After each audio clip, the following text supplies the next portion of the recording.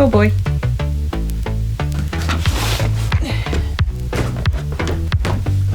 Okay.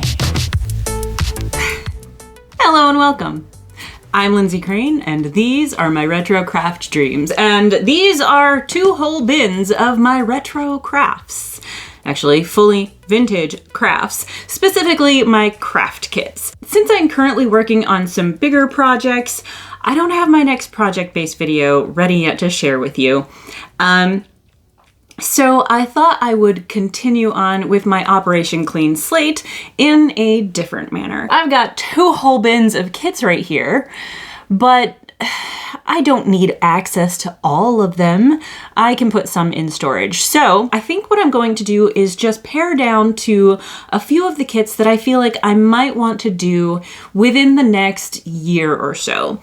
And I thought while I go through these kits, it might be really fun to not only share them with you, but also share all of the different vintage styles with you. Because a lot of times we think, oh, 70s, that looks brown and avocado green and it's this. Or, oh, 80s, that's either the brown holdover or it's the neon or it's the wild and wacky colors or whatever. But we forget sometimes that each of those periods had many different design styles. You know, we've got country kitsch, we've got mid-century modern, we've got all of these different vintage styles, and I have quite a number of different styles represented in my kit collection. So we're going to go through my kits. Right now, they are sorted by type. I think one box has like sewing and embroidery, another might have needlepoint and cross stitch. And so I'm going to disassemble that organizational system and sort them out by style. And once I've sorted them out, we will look at these different styles and then I will just pick which ones I want to have access to and fit them into a single smaller bin. So let's get started and explore all of these different kits. Now, I'm not going to have like proper names for each of these different styles, but we'll definitely be able to recognize the themes. And I think it might be really fun for you to be able to see different things that you can look for if you're ever shopping online for vintage kits. So that's my plan. Let's dig in. Yeah?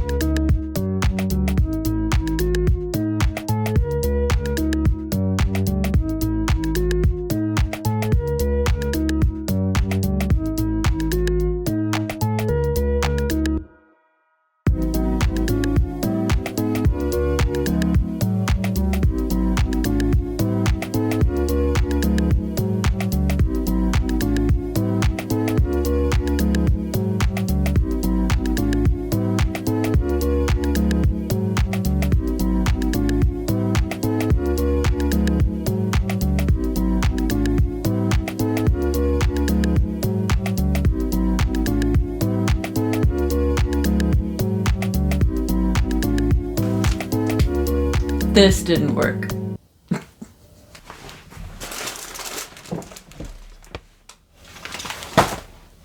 Okay, this did not go as planned.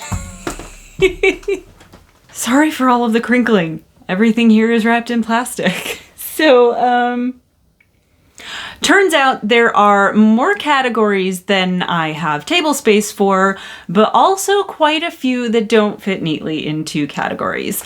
However, these right here, this pile, which is currently holding 2 categories, and this pile are some of my favorites, like the most specific.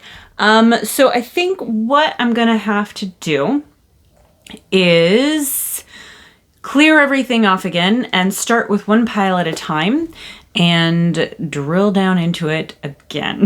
In case you haven't noticed, yes, these are going to keep me busy for the rest of my life. I'm okay with that. Also, some of these were gifted. There's some like, there's like a nursing one here somewhere. I will probably get rid of that one. So maybe I will get rid of something. Anyway, yeah, I'm just rambling on because now I have made a mess for myself.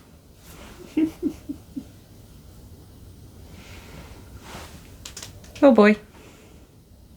I mean, they all got to go back in there. I just need to pick out my favorites, right? So let me clear off this table and we will dig down into one pile at a time. Yeah. Let's start with country kitsch. Now, most of these, it's pretty clear what unifies this style. Tulips are pretty common, but one of the biggest things is this dusty country blue color in the background that has this very distinct pattern on it. I don't know what you call this pattern, but we had it on a wallpaper when I was a kid, and okay, that one's just dots. This one doesn't have the pattern, but it definitely fits with the blue, and we've got the hearts. So country kitsch definitely is a very distinct style that you can find kits of. And here we have, this is cross stitch. Sadly, the quilt portion is already made. So that's only cross stitch in a frame. This one is a crewel embroidery. We have cross stitch here, cross stitch on the little goose. This one is crewel embroidery on a printed background. Yes. Yes, printed background. Another cross stitch and a plastic canvas tissue box. Oh, and trinket box. There's two things in there. And let's see, do I feel like I want to do any of these in the next couple years? I actually had intended to do that one last year, but I just didn't have time. But it does take up a lot of space. So I don't know if I should keep that one with me. This one, of course, doesn't take up any space at all and would be a cute little magnet. So maybe that one. I haven't been doing a lot of embroidery lately, as much as I would love to see those finished.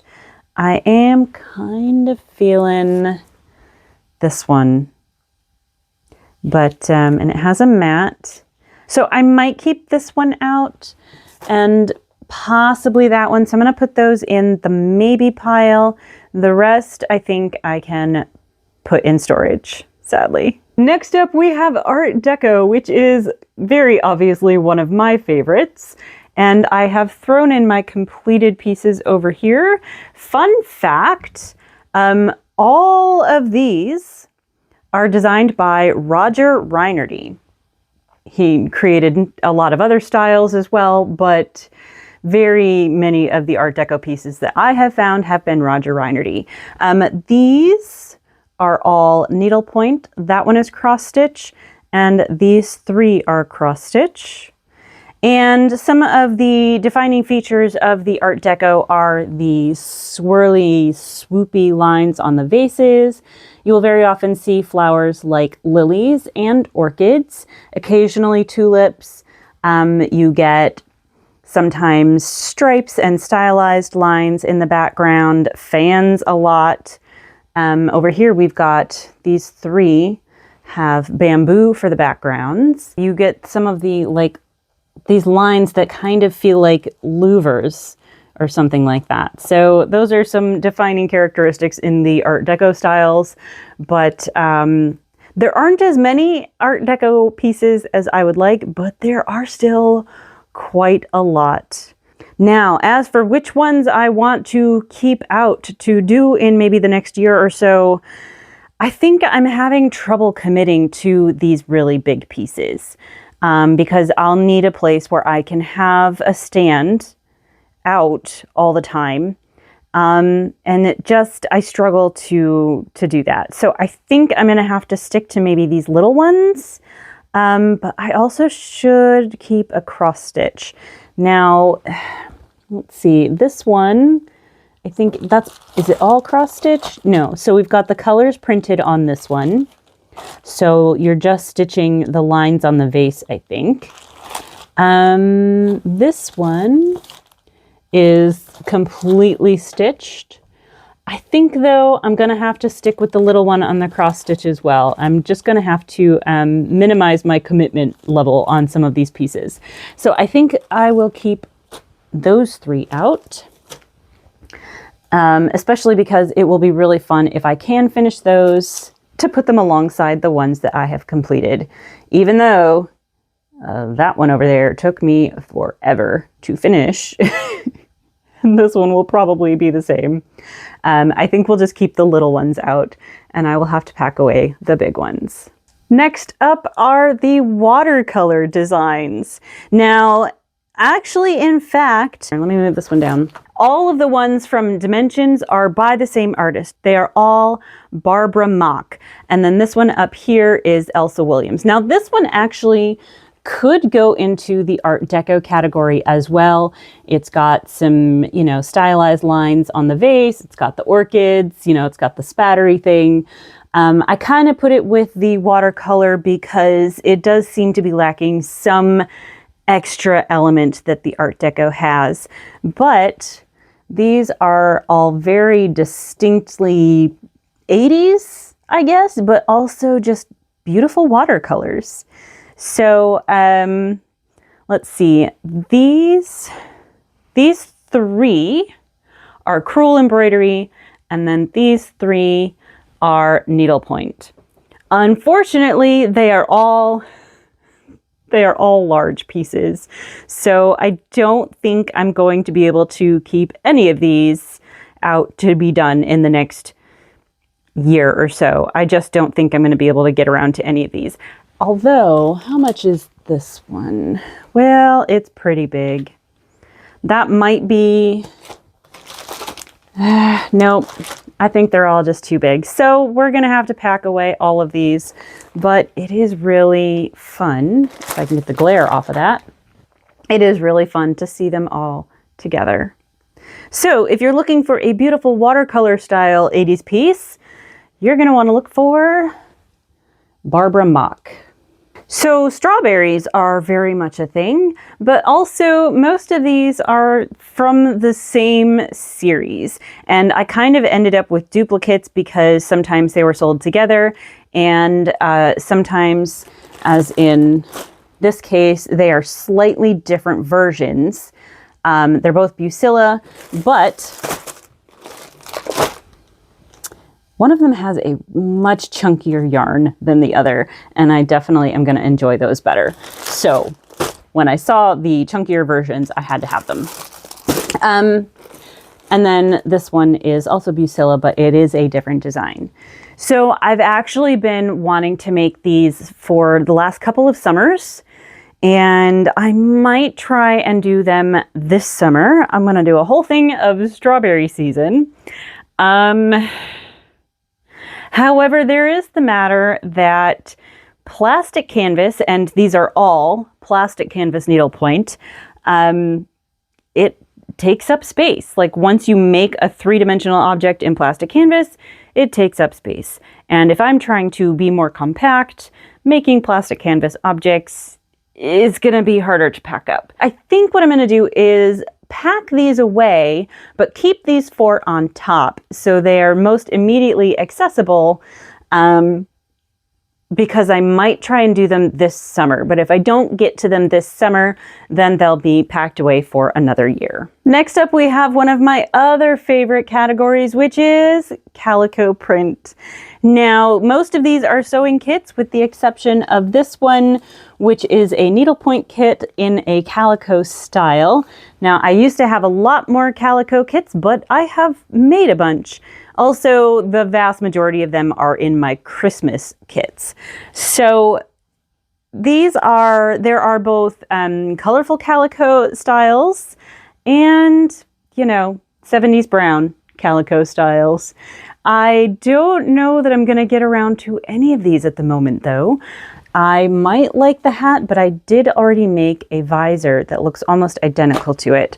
So although this needlepoint kit was originally on my list of projects to get to, I feel like, again, it's a large one and it's just not going to happen anytime soon. So I think all of these probably are going to get packed away. Although, actually, this also could have gone in the strawberry category, except it has its mate. So yeah, I think we gotta pack all of these away. Oh, that dahlia tote would be fun though. No, I'm not going to get to it. I just know that I'm not going to. On a similar vibe, I thought I had more of these, is the Calico Cat and Gingham Dog troupe. Now, again, I did think I had more of these, but I know that I'm not going to get around to these anytime soon. This one I actually ended up with 2 of, and I've already made one, so I can definitely pack that one away. And then this was a thrift not too long ago that I'm just kind of throwing in here, even though it's neither Gingham Dog or Calico Cat, but it is a cute little animal. But I wonder, actually, somebody already started that. Let me pull that out. I wonder maybe I should keep this one out because it might be really quick to finish up. Although they only did this, and I might pull that because I don't know what they're doing here. They didn't stitch every row. But you know, this one might be a fun one to keep out. So I'm gonna consider that. And that is this right here. So it's actually probably, that could be 60s. So I might keep that one out. These are more intense sewing projects and that I've already done. So the rest I can put away. Next up, we have 2 different styles, but they are both signage. Now, these 2 go along with a piece I did for a very early video, and I couldn't figure out exactly what to call this style. It is kind of, if you think about the opening from Cheers, where they're, you know, trying to emulate the 1800s, that's what this is. And so I've got my chocolate chip cookie recipe that goes along with that. This piece right here goes along with that. And this one is a stained glass style piece.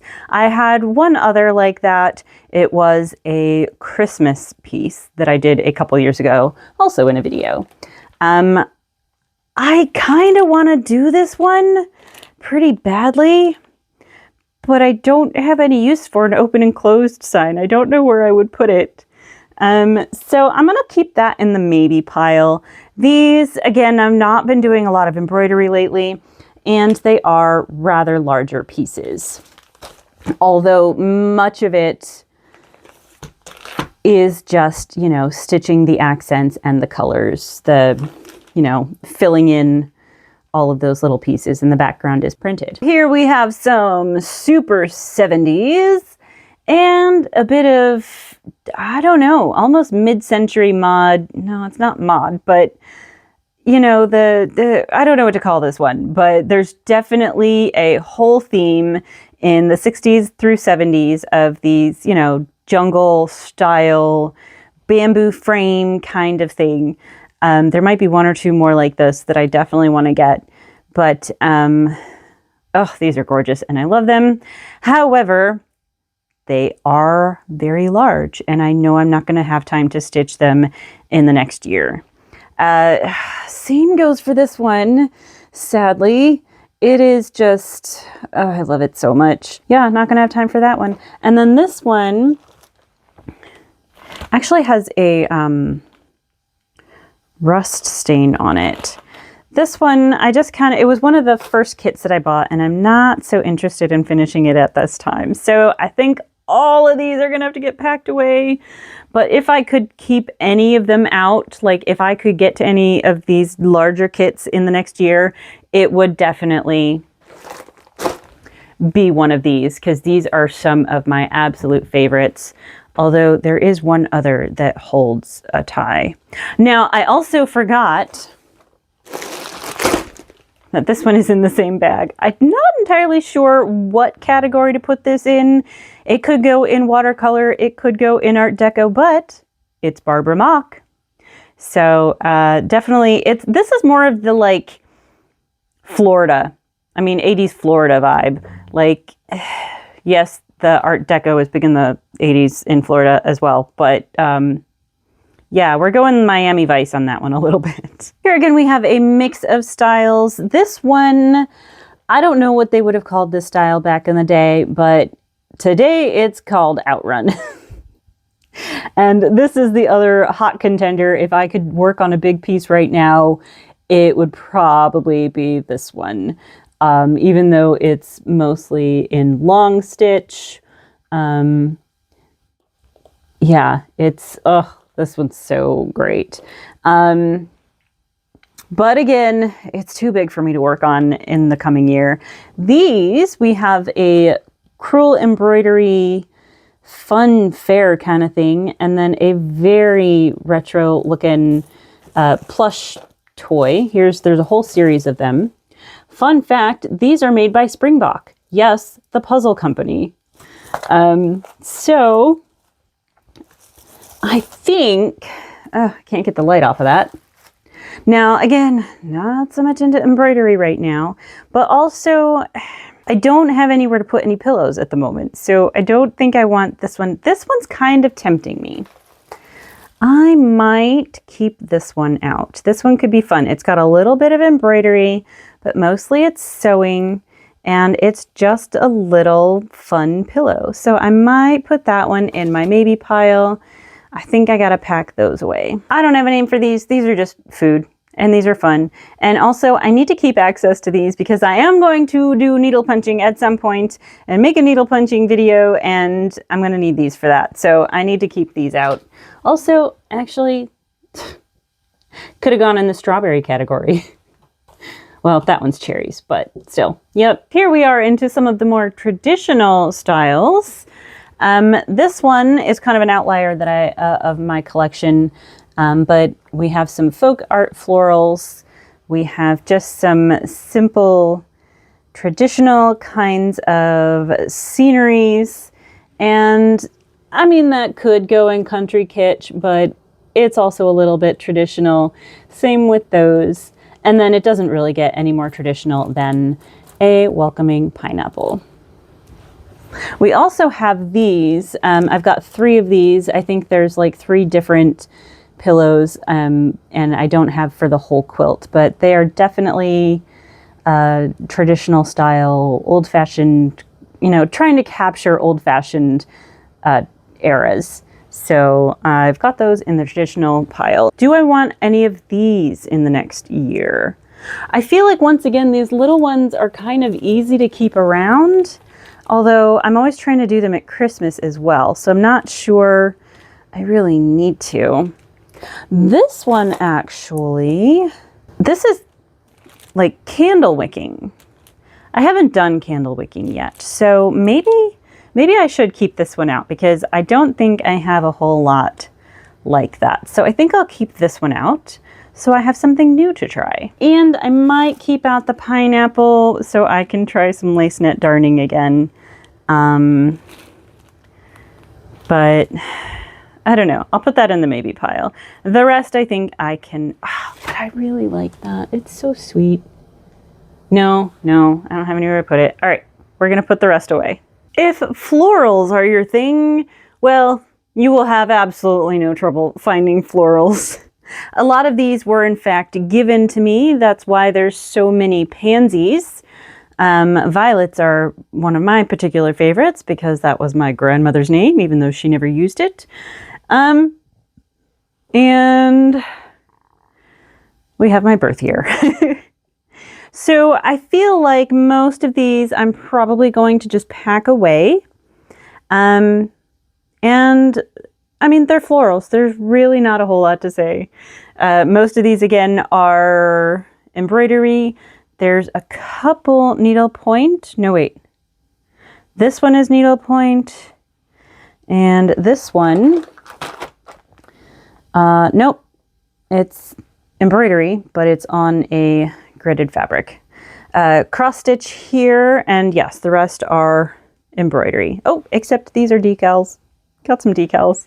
So yeah, florals speaks for itself. So then we have a bit of the Asian influence here, and I don't know what to call this one. This one's a little, what are you? Oh yeah, this is 90s, right? Yeah, this one's 93. So this one's got that blue porcelain kind of thing going. That one's cross stitch, and this is needlepoint. But yes, okay, then we have the cheese. So this is probably the kind of thing that you are thinking of when you think of 80s craft kits. This kind of cheesy cross-stitch style. So yes, of course, they do exist. And I find some of them funny, But you can see that's it. That's not a very large portion of my collection. And actually, I might have only bought this one for the washboard frame so I could use it for something else. Yeah, do I want to keep any of these out? Maybe that one, because I'm always looking for good Halloween projects to do. And this one is just so cheesy that I might want to do it. I love her rainbow bags. So I might keep that one out.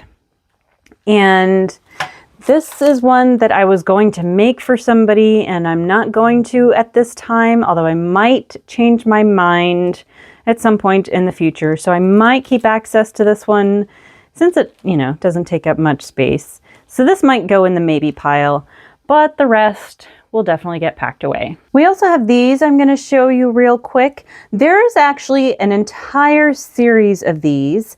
I think they're called moppets. I don't really recall, but just the embroidery of, children doing cutesy children things is a whole genre unto itself when it comes to vintage, specifically embroidery kits.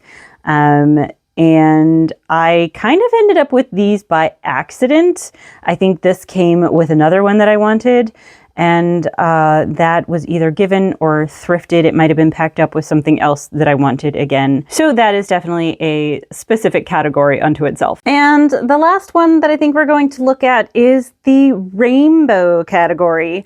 Now, I have more than this, but I have done them already. So we have some plastic canvas. You can find a whole lot of rainbow plastic canvas stuff.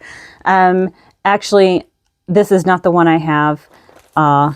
I have the other one, but I wanted to show that one because, it exists and it's a thing that you can have that fits this category.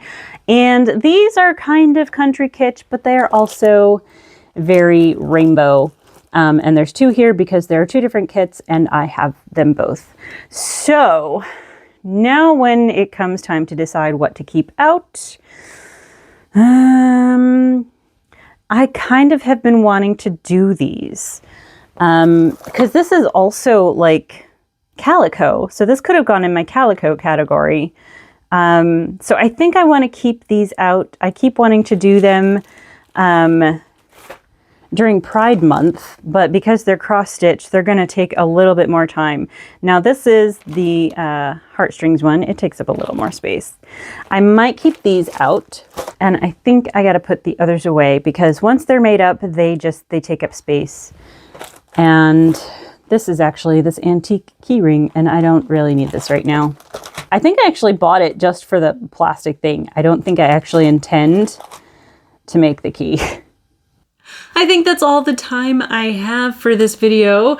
It was a bit more of an undertaking than I expected it would be. I think there are even more vintage styles than even I realized, and I don't always know how to categorize them. But I just wanted to give you an idea of different things that you can look for if you feel like maybe you want to do a vintage kit. Now, I know that not everybody is out to do vintage for vintage sake, but part of the point here is that these kits, while occasionally there might be a needlepoint kit that would cost me $40, that is still a fraction of the cost of setting up a brand new needlepoint project. So if you are trying to be economical at all, doing a vintage kit can really stretch your budget a very long way. And it also is a matter of sustainability. I have a lot of plastic canvas, but I only have vintage plastic canvas. It already exists. It's already a part of the environment. I'm not going out and causing a company to create more plastic canvas. I'm using what already exists. So for the sake of budget, for the sake of sustainability, sometimes for the sake of convenience, finding a vintage kit for a few dollars can really help stretch your crafting life, both budget and with your impact on the world, if that's something that you like to think about. So I just wanted to share with you some of the different styles that exist. If you are a person who thinks you would only like modern things, there might be a vintage style that appeals to you. And hopefully this gave you an idea of some things that you can look for if any of this stuff caught your eye. I have got some cleaning up to do, and I hope that I can fit all of these kits that I'm keeping out in a very nice compact little bin.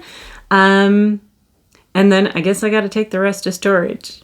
But I have also kind of renewed my excitement for a lot of these pieces. So there's that. All right, well, thank you so much for joining me. Have a wonderful day, and I will see you next time. Bye.